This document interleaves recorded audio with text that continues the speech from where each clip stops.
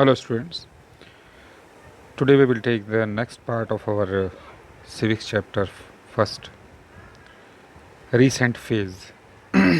आज के टाइम में देखिए डेमोक्रेसी कितनी पॉपुलर हो गई है कि लगभग हर कंट्री के लोग ये चाहते हैं कि वहाँ पर डेमोक्रेसी हो। तो देखिए कब से शुरू हुआ the next big push towards democracy cause after came after 1980। तो 1980 के बाद जो है लोगों के मन में ये आया कि हमारे कंट्री में भी डेमोक्रेसी हो। Poland and several other countries became free from the control of USSR during 1989-90। तो जो पोलैंड और इस तरह के और भी जो कंट्री थे जो यूएसएसआर के अंडर में थे वो 1989-90 में फ्री हुए उससे। USSR broke down in 1991 and comprised 15 republics. USSR के जो ब्रेकडाउन हुआ उसके जो कंट्री उसके अंडर में थे वो उससे अलग हुए, इंडिपेंडेंट कंट्री बने। ये प्रोसेस हुआ था 1991 में। All the republics emerged as independent country and most of them became democracies. तो सारे कंट्री जो थे उससे अलग होकर फ्री इंडिपेंडेंट बने अपने आप में और उसमें से ज़्यादातर डेमोक्रेसी बने। ऐसे ही नेपाल में the king gave up many of his powers and became a constitutional monarch. जो राजा थे वहाँ के वीर विक्रम शाहदेव बहुत ही पॉपुलर, बहुत ही प्रिय राजा रहे हैं अपनी जनता के। उन्होंने अपनी पावर्स छोड़ दी थी और कॉन्स्टिट्यूशन बनाया था। वहाँ पर प्राइम मिनिस्टर होते थे और राजा सिर्फ नाम के लिए रह गए थे।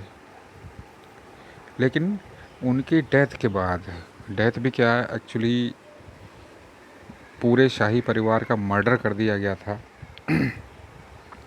उसके बाद उनके भाई जो थे ज्ञानेंद्र वो राजा बने और उन्होंने जो भी डेमोक्रेसी जो भी कॉन्स्टिट्यूशन था उसको कैंसिल करके फिर से वहाँ पर राजशाही शुरू की।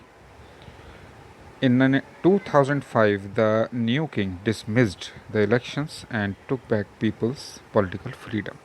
तो जो इलेक्शन वहाँ पर होने वाले थे वो उन्होंने ख़त्म करा दिए और लोगों को जो पॉलिटिकल फ्रीडम्स मिलती थी वो उन्होंने वापस ले ली। After independence Pakistan made a transition from army rule to democracy. Pakistan में ये चीज़ बड़ी, मतलब जैसे एक फसल के बाद दूसरी फसल आती है तो ऐसे ही वहाँ पर एक बार आर्मी रूल आता, एक बार डेमोक्रेसी आती है और ऐसा कई बार हो चुका है। जब से पाकिस्तान बना है उसके बाद से काफ़ी 2 या 3 4 बार ये हो चुका है। और in 1999 general Pervez Musharraf brought back army rule in Pakistan. 1999 में परवेज़ मुशर्रफ ने फिर से, आर्मी चीफ थे तो उन्होंने वहाँ पर कू किया, यानी कि तख्ता पलट कर दिया और डेमोक्रेसी ख़त्म करके वो खुद वहाँ के प्रेसिडेंट बन गए। प्रेसिडेंट क्या,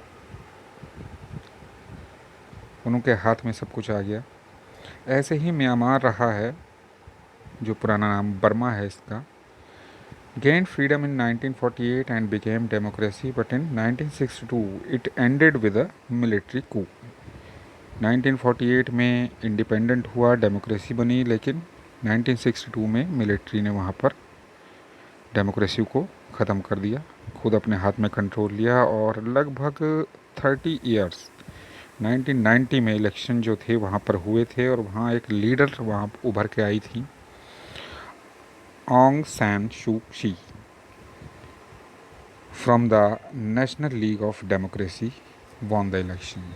उन्होंने वहाँ पर इलेक्शन जीता था। डेमोक्रेटिक गवर्नमेंट बनाने की तैयारी थी, लेकिन मिलिट्री के लीडर्स ने इस इलेक्शन के रिज़ल्ट को इलीगल कर दिया, होने ही नहीं दिया डिक्लेयर।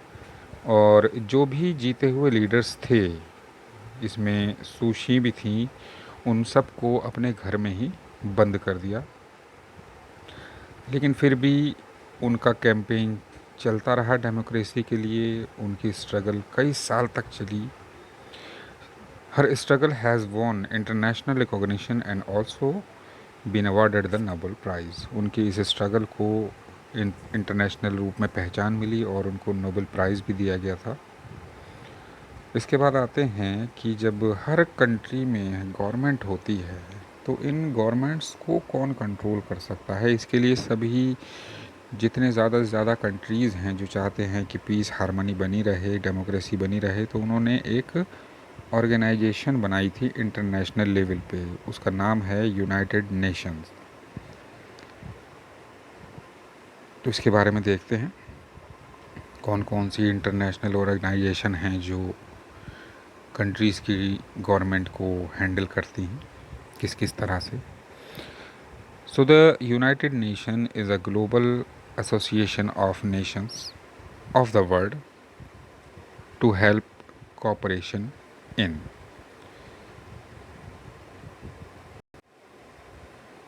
ये मैं आपको दिखा दूं जो मैंने बांग्ला उसके म्यांमार के बारे में बताया था, तो आप नोट कर सकें।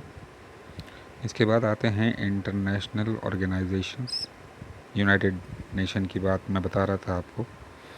तो ये इसीलिए बनाया गया है ताकि जो दुनिया के नेशंस हैं, अलग अलग कंट्रीज़ हैं, उसमें आपस में कोऑपरेशन बना रहे, एक दूसरे की मदद करते रहें। तो इसमें देखिए क्या है, international law, security, economic development and social equality. इनके जो कोऑपरेशन है वो किस किस चीज़ में है, इंटरनेशनल लॉ में है, सिक्योरिटी में है, इकोनॉमिक डेवलपमेंट और सोशल इक्वालिटी में है। The UN secretary general is the chief administrative officer. UN में जो सबसे टॉप पे जो लीडर कह सकते हैं हम, वो पोस्ट है सेक्रेटरी जनरल की, और यही यहाँ पर अपने डिसीजंस लेते हैं। ये बदले जाते रहते हैं। पहले जो यूएन सेक्रेटरी जनरल रहे हैं वो है ट्रेवी ली, ये नॉर्वे से थे और ये रहे थे 1946 से 52 तक। और प्रेजेंट में है सेक्रेटरी जनरल एंटोनियो गुटेरेस, ये पोर्टुगल से हैं। The UN secretary council is responsible for the maintaining peace and security. तो यूएन सिक्योरिटी काउंसिल जो इसका एक ऑर्गन है, उसका काम है देशों में आपस में शांति बनाए रखना और सुरक्षा की भावना सभी कंट्रीज़ में हो। ऐसा नहीं है कि कोई देश अगर बड़ा है, पावरफुल है, पैसे वाला है, तो वो छोटे कंट्रीज़ को के ऊपर अटैक करे या उसको अपने कंट्रोल में ले ले। It can take action against the wrong doer. Security council के पास ये पावर है कि जो कंट्री अगर कोई गलत करता है, जैसे मैं बता रहा था आपको, तो वो उसके खिलाफ एक्शन ले सके। The International Monetary Fund (IMF) and the World Bank give loans to the governments when they need। दो इसके ऑर्गन हैं वो ऐसे हैं जो अगर किसी कंट्री को पैसे की ज़रूरत पड़ती है अपने आप को डेवलप करने के लिए इकोनॉमिकली, तो ये उसकी हेल्प करते हैं। इसमें पहला है IMF और दूसरा है world bank. UN has 193 members. UN में 193 मेंबर हैं। Has one vote in the UN General Assembly. General Assembly is like the parliament where all the decisions take place। और यहाँ पर जो वोटिंग होती है यूएन जनरल असेंबली में होती है। यूएन जनरल असेंबली में जो डिसीजंस लिए जाते हैं वो ठीक उसी तरह से होते हैं जैसे हमारे यहाँ की पार्लियामेंट है, संसद है। तो ये वर्ल्ड की संसद है। The 15 member security council of the UN takes crucial decision of if there is a conflict between different countries।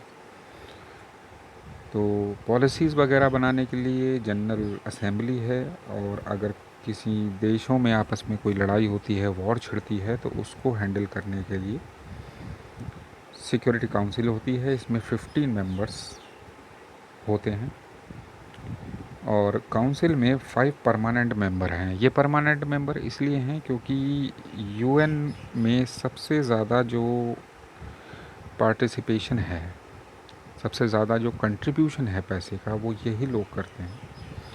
तो देखिए 5 परमानेंट मेंबर कौन कौन से हैं, यूएस, यूके, रशिया, चाइना और France. 10 other members are elected by the general assembly for 2 year term. जो बचे हुए 10 मेंबर हैं उनको 2 साल के लिए इलेक्ट किया जाता है जनरल असेंबली की तरफ से। लेकिन ये जो 5 परमानेंट मेंबर हैं, असली जो पावर है वो इन्हीं के हाथ में होती है।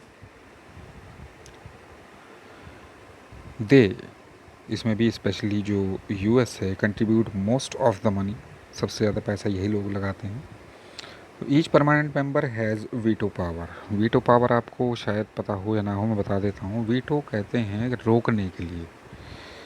जो जनरल असेंबली ने या सिक्योरिटी काउंसिल ने डिसीज़न ले लिया, उसको सिर्फ ये 5 परमानेंट मेंबर ही मना कर सकते हैं, अदरवाइज़ कोई और कंट्री उसको मना नहीं कर सकता। अगर ऐसा लगता है कि इसको रोका जाना चाहिए तो it means that the council cannot take a decision if any permanent member says no to the decision। तो इसका मतलब यही है कि काउंसिल कोई भी डिसीज़न नहीं ले सकती या रोक सकती है अगर कोई परमानेंट मेंबर उसको मना करता है।